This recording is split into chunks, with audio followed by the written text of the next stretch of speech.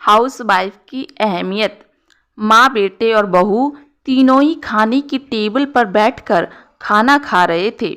खाते समय लड़का अपनी पत्नी को बोला, सीमा, तुमने आज भी दाल चावल बनाया। खाना बनाने में तो आलस मत किया करो तुम। बस हाउसवाइफ ही तो हो, तुम घर पर ही तो रहती हो। तुम्हें रसोई घर में कुछ अलग अलग खाना बनाना अच्छा नहीं लगता क्या? क्यों रोज एक ही तरह का खाना बनाती हो? सीमा बोली, आज मैं बनाने वाली थी। मैं आज सूजी की खीर बनाने वाली थी, पर रसोई में सूजी खत्म हो गई। मैंने कल ही ऑर्डर किया था, पर अभी तक आया नहीं। कोई हरकत नहीं, मैं कल बनाऊंगी। रसोई घर में कुकर की सीटी बजती है और खाने के समय सीमा रसोई घर में आती है।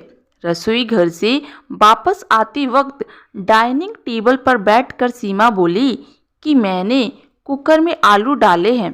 शाम को मैं आलू के बड़े बनाने वाली हूँ। यह सुनकर उसकी सास को भी खुशी हुई। गोपाल बोला, अच्छा है, तुम दोनों को तुम्हारी पसंद की चीज़ बनाने में और खाने में बहुत मज़ा आता है। ऐसे में दरवाजे की बेल बजी। सीमा वापस खाने के टेबल पर से उठी और दरवाज़ा खोला। डिलीवरी बॉय सूजी लेकर खड़ा था। पार्सल लेकर सीमा वापस खाने के टेबल पर खाना खाने के लिए बैठी। तभी माँ बेटे से बोली कि तूने अगर दरवाज़ा खोला होता तो फिर क्या होता? बेचारी ठीक से खाना भी अच्छे से खा नहीं सकती। तो बेटा बोला, सॉरी, मैं उठ नहीं सकता, मुझे ऑफिस जाने के लिए देर हो रही है। फिर रूम में चला जाता है और वो सीमा को आवाज़ देता है, मेरी फाइल मिल नहीं रही है, तुम ढूंढ कर दो सीमा। फिर एक बार खाने के टेबल से उठने वाली थी और उसकी तरफ जाने वाली थी, तभी सास ने उसे रोका। छोटा बच्चा नहीं है वो, खाओ तुम खाना। थोड़ी देर बाद रूम से गोपाल की आवाज़ आई, फाइल मिल गई। सास और बहू दोनों ही खाने के टेबल पर एक दूसरे की तरफ देखकर हंसने लगी। गोपाल ऑफिस जाने के लिए निकल गया। सीमा ने सारा काम खत्म किया। रात को आलू बड़ा खिचड़ी बनाई। खाना देख गोपाल और सास खुश हो जाते हैं। सीमा सब काम निपटा कर सो जाती है। दूसरे दिन सुबह गोपाल उसके बेडरूम में फाइल ढूंढ रहा था और वह फाइल ढूंढने की वजह से बेडरूम पूरा अस्त व्यस्त कर दिया। गोपाल अकेले में बड़बड़ा रहा था, इस घर में कभी भी कोई चीज़ समय पर नहीं मिलती है। इन औरतों को कोई काम नहीं होता, इसलिए दिन भर इधर का उधर सामान करती रहती हैं। उसके आवाज़ से सीमा वापस उसके रूम में आती है और रूम की बुरी हालत देखकर उसे गोपाल पर गुस्सा आता है। वह गोपाल को पूछती है, आप क्या कर रहे हो? तभी गोपाल बोलता है, मैंने तुम्हें पिछले दिन दी हुई फाइल कहाँ पर है? सीमा तुरंत वह फाइल बाहर निकालती है, वह गोपाल को दे देती है। सीमा गोपाल को कहता है, इतना सारा सामान बिखेरने से पहले मुझे एक बार पूछा तो होता।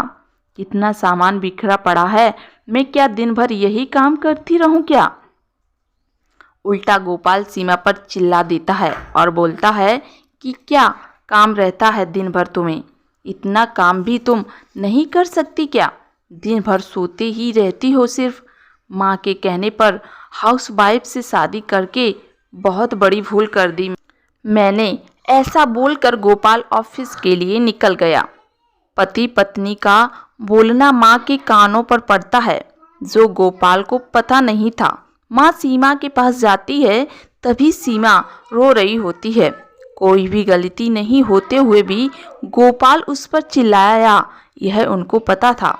सीमा से वह बहुत प्यार करता था, सीमा भी उसे बहुत प्यार करती थी। सास ने सीमा को शांत किया, फिर दोनों ने गोपाल को अच्छा सबक सिखाने के लिए प्लान बनाया। दूसरे दिन सुबह गोपाल नींद से जागा, तभी वह सीमा को चाय के लिए चिल्ला रहा था। तभी माँ नज़दीक के सोफे पर बैठी थी। वह बोलती है, सीमा घर पर नहीं है, वह किसी काम के लिए अपनी मायके गई है। गोपाल फ़ोन निकालता है और सीमा को फ़ोन करने लगता है। तभी माँ उससे रोकती है और बोलती है कि फ़ोन मत करो, वह मायके ही तो गई है, 2-3 दिन में आ जाएगी। गोपाल फ़ोन रख देता है और माँ को बोलता है कि माँ चाय। तभी माँ बोलती है, हाँ 2 कप बनाना है, मैं भी पीऊँगी। अच्छा ना होते हुए भी गोपाल चाय बनाने के लिए रसोई घर में जाता है। माँ सोफे से खड़ी होती है और बेटा गोपाल को पुकारती है। वो सोचने लगता है कि माँ उसे रोकेगी और खुद चाय बनाएगी, पर माँ बोलती है, मेरी चाय में शक्कर कम डालना। गोपाल चाय बनाता है और चाय लेकर आता है। माँ और बेटा दोनों ही चाय पीते हैं। फिर माँ बोली, चाय अच्छी बनाई है, पर सीमा जैसी नहीं। वो चाय बनाती है तब तुलसी के पत्ते डालती है। उस चाय की तो बात ही अलग होती है। बेटा कोई बात नहीं, अगली बार तुम चाय बनाओगे तब ध्यान में रखना। गोपाल उसकी माँ को देखते ही रह जाता है। थोड़ी देर बाद गोपाल उसकी माँ को बोलता है, माँ आज मैं मटर पनीर खाना चाहता हूँ। माँ फिर से गोपाल की तरफ देखकर बोली, अरे वाह, आज मेरा बेटा मटर पनीर बनाएगा और मुझे खाने के लिए देगा। अच्छा हुआ, बहुत दिनों से मटर पनीर खाने की इच्छा हो रही थी। तभी गोपाल बोला, अरे माँ, मटर पनीर आपको बनाने के लिए कहने वाला था। तभी उससे माँ बोली, नहीं बेटा, मेरे घुटने बहुत दुखते हैं, मैं इतनी देर रसोई घर में खड़ी नहीं रह सकती। तभी गोपाल उसका फ़ोन निकालता है और रेस्टोरेंट से ऑर्डर देने लगता है। तभी माँ उसे रोकती है और बोलती है, मुझे वह होटल का खाना पचता नहीं है, मुझे गैस हो जाती है, और तुम बाहर का खाना खिलाने वाले हो क्या? शायद माँ से प्यार नहीं करते हो तुम। तभी गोपाल खाना बनाने के लिए रसोई घर में जाता है।